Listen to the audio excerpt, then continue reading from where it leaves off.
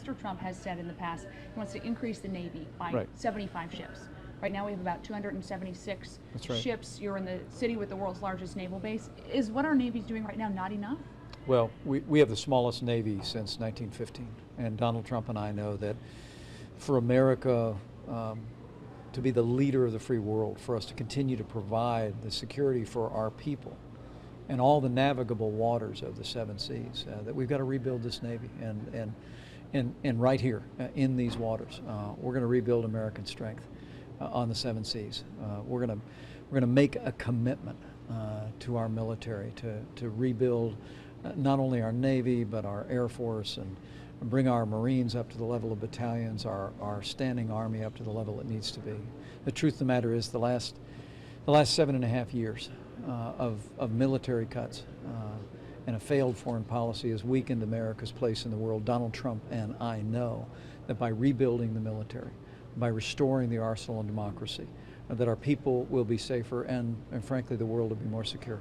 And I want to ask you, you speak about those budget cuts, and the Hampton Roads economy is driven a lot by military spending, and we've been negatively impacted over the last few years. How can you change that? I think it's a matter of re-electing Republican majorities in the Congress and electing a Republican president who's committed to rebuilding our military, and that man is Donald Trump.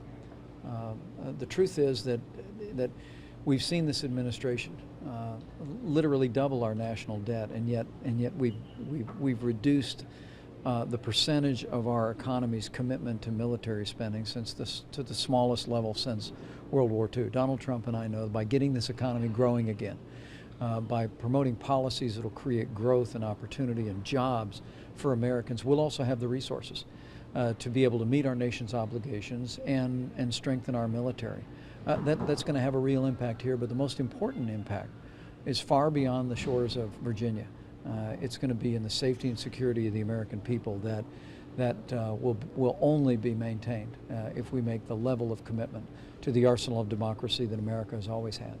And I wanted to see if you might want to clarify a question that was asked of you earlier in the roundtable, where the gentleman running for Attorney General asked if any policy would change now that the transgender ban has been lifted in the military. He said, what could you do to stop that or to change that? Will anything be done? I didn't quite hear your answer from the back of the room. Yeah, well, I think what that veteran raised was an issue about mission.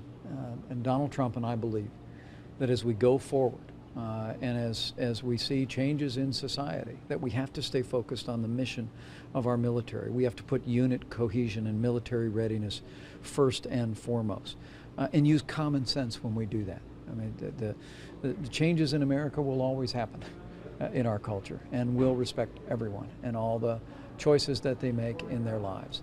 But for the military, we have to stay focused on having a military that is the strongest on the face of the earth, has the resources and the training and the ability to accomplish a mission of defending America and confronting and defeating our enemies when called upon by our Commander-in-Chief and by the American people.